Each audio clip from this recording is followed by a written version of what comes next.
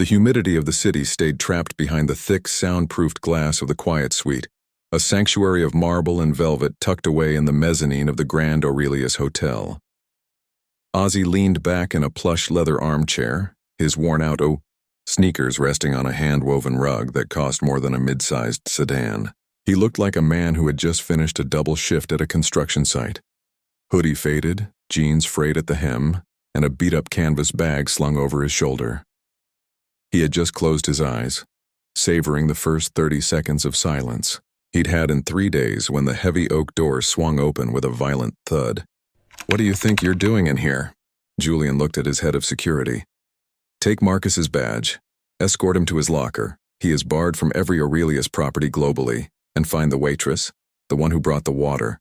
I noticed she was the only one who didn't look at Ozzy like he was a disease. "I think we have an opening for a floor manager." The silence that followed Julian's decree was different from the quiet Marcus had been trying to enforce.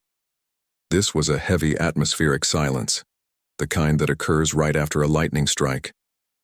Marcus stood frozen, his face a pale, sickly shade of gray. The security detail didn't wait for a second command. 2 men, each a head taller than Marcus and twice as broad, stepped forward. There was no dramatic struggle. There didn't need to be. Marcus's knees looked ready to buckle as they reached for his gold-plated name badge. With a sharp snap, the pin was removed from his lapel. "My office," Marcus stammered, his eyes darting around the mezzanine at the staff who were now openly staring. "My personal belongings will be couriered to your home address," the lead security officer said, his voice devoid of emotion. "You have 60 seconds to vacate the floor before we transition from an escort to a physical removal." Marcus looked at Ozzy one last time, perhaps hoping for a shred of pity. But Ozzy wasn't looking at him. Ozzy was looking at Sarah, the waitress who was still holding the silver tray, her knuckles white. "Sarah," Julian said, his tone softening instantly as he turned toward her. "I believe you were the only one in this hallway who treated my friend with a shred of dignity today. You saw a tired man, not a security lapse. That is the core value of this brand. I want you to head down to HR. Tell them I've appointed you as the interim floor manager for the mezzanine. You'll have a full training team at your disposal by Monday, and a salary adjustment that reflects the weight of that badge." Sarah's tray wobbled for a fraction of a second before she steadied it. "Thank you, Mr. Aurelius. I'll do my best." "I know you will," Julian smiled. "Now please, bring that sparkling water in. I think Ozzy is about to turn into a raisin." As Marcus was led toward the service elevator, the trash exit he had so frequently used for disgruntled employees, the mezzanine returned to a frantic but professional hum. The legal team filed into the suite, their tablets glowing, ready to finalize the acquisition that Ozzy's coding marathon had made possible. Julian leaned against the heavy oak door, looking at Ozzy, who had sunk back into the leather armchair. "You're staying the night, Oz. The presidential suite is yours. I've already told the kitchen to prepare whatever you want. Steak, caviar, a mountain of pancakes." Ozzy let out a long, ragged exhale. The adrenaline was finally leaving his system, replaced by a bone-deep lethargy. "Honestly, Julian, I just want the 25 minutes I was promised." Julian nodded, understanding perfectly. He turned to his legal team. "We're moving the briefing to the boardroom on the 4th floor. Give the man his piece." The suite cleared, out in seconds. Julian was the last to leave, pausing at the light switch. "The system is holding steady?" "Rock solid," Ozzy replied, his eyes already closed. "The back doors are patched. The Aurelius is a fortress again." "Good man. Sleep well." The heavy door clicked shut, the vacuum seal engaging with a soft hiss that blocked out the entire world. Finally, it was truly quiet. Ozzy didn't move for a long time. He listened to the absence of sound, the lack of humming servers, the lack of Marcus's grating voice, the lack of urgent alarms. He thought about the thousands of families whose bank accounts and personal data were safe because he'd stayed in that basement. He thought about Sarah, who was currently downstairs having her life changed because she chose kindness over a corporate script. He checked his watch. He had exactly 25 minutes before the presidential suite beckoned him toward a bed. with a 5,000 thread count sheet set.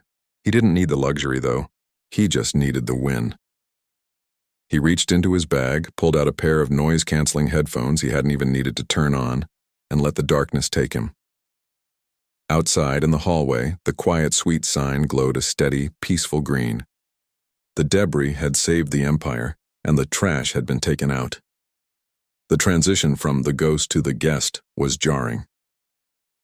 Ozzy woke up 3 hours later, not to the sound of an alarm or a shouting manager, but to the gentle, rhythmic chime of the suite's private notification system. A soft amber light pulsed near the door. He groaned, his joints stiff from the leather armchair, and checked his phone. It was a message from Julian. "Suite 1001 is ready. The key is on the table. Don't you dare try to check out before Monday." Ozzy stood up, his laptop bag feeling significantly lighter now that the weight of a corporate collapse was off his shoulders. As he stepped out of the quiet suite, the mezzanine looked different. The tension that usually hung over the Grand Aurelius, like a fog, had lifted. At the end of the hallway, Sarah was standing by the concierge desk. She wasn't wearing her server's apron anymore. She was in a sharp, tailored vest that the hotel kept for management trainees. When she saw Ozzy, her face lit up. "Mr. Ozzy," she called out, then paused, blushing. "I mean, sir, your bags have already been moved up, and I took the liberty of ordering the Aurelius special from the kitchen. It should be arriving at your room in 10 minutes. Ozzy walked over, a genuine smile breaking through his exhaustion. "Just Ozzy is fine, Sarah, and thank you.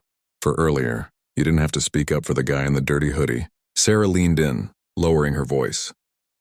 "To be honest, Ozzy, I didn't know you were a tech genius. I just thought you looked like my uncle after a long day at the mill. Everyone deserves a seat when they're that tired." As they spoke, a commotion near the service entrance caught their attention. Marcus was being led out by 2 junior security guards. He wasn't in his 3-piece suit anymore. He was wearing a cheap tracksuit he'd kept in his locker, carrying a cardboard box filled with desk ornaments and a Manager of the Month plaque that now looked incredibly ironic. He stopped when he saw Ozzy. The arrogance was gone, replaced by a desperate, wide-eyed plea. "Ozzy, Mr. Architect, please. I've been with this company for 8 years. I have a mortgage. I was just following the protocol. You know how Julian is about the brand." Ozzy looked at Marcus. He thought about the 20 minutes he'd spent being belittled, the threats of police intervention, and the way Marcus had looked at Sarah like she was invisible. "The protocol says to protect the brand, Marcus," Ozzy said quietly. "But the brand isn't the marble or the silk. It's the people. You spent 8 years looking at the walls and forgot to look at the people. That's why you're leaving." Marcus opened his mouth to argue, but the security guards nudged him forward. The heavy steel door of the service exit slammed shut behind him with a finality that echoed through the marble hall. The story, of course, didn't stay within the walls of the hotel. By the next morning, the footage from the lobby cameras and the leaked cell phone videos from the guests had hit the internet. The headline was exactly what you'd expect. "Manager Barr's secret hero from Quiet Suite finds out who he is, the eyes. Hard way." The video of Julian Aurelius embracing a man in a dusty hoodie while firing a Karen manager in real time became a global sensation. It was the ultimate justice served moment. Within 48 hours, the Ozzy story had 30 million views. Commenters hailed Ozzy as the proletariat king and Sarah as the saint of the suite. But Ozzy wasn't watching the views. He was upstairs in Suite 1001, wrapped in a robe that felt like being hugged by a cloud. He was eating a steak that cost more than Marcus's suit and looking out at the city skyline. His laptop was closed. For the first time in a decade, the ghost was offline. On Monday morning, Ozzy walked into the lobby to leave. He was wearing the same hoodie and the same sneakers, though they had been professionally cleaned by the hotel's valet. Julian was waiting for him by the front door. "You're really leaving?" Julian asked. "I have a corner office with your name on it. Literally. I had the sign made yesterday." "I'm a basement guy, Julian," Ozzy laughed, shaking his friend's hand. "I like the humming of the fans and the glow of the servers. Besides, the mezzanine is in good hands now.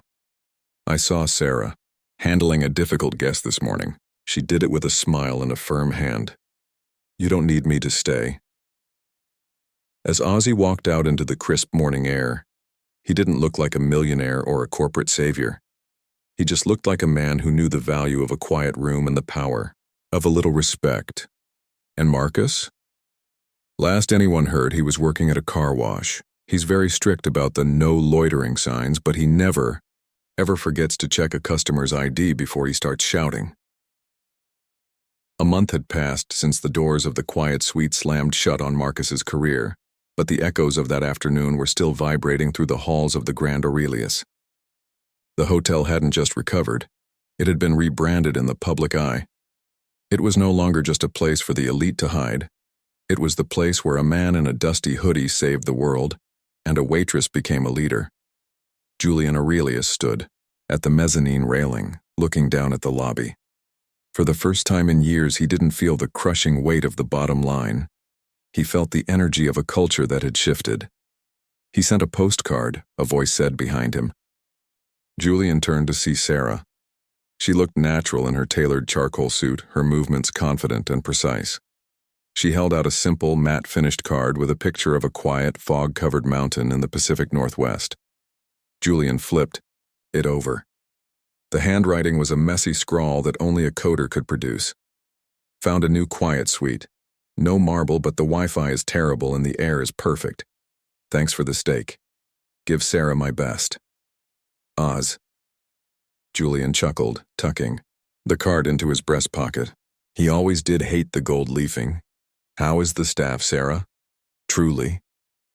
Better than they've ever been, sir, she replied, leaning against the railing next to him.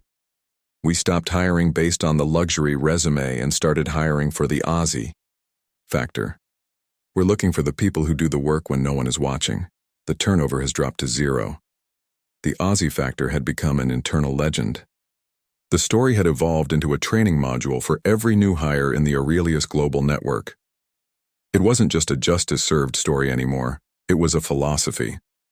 Meanwhile, across the state, Marcus was sitting in a plastic chair in a small, cramped office of a suburban car wash. The air smelled of cheap pine air freshener and industrial soap.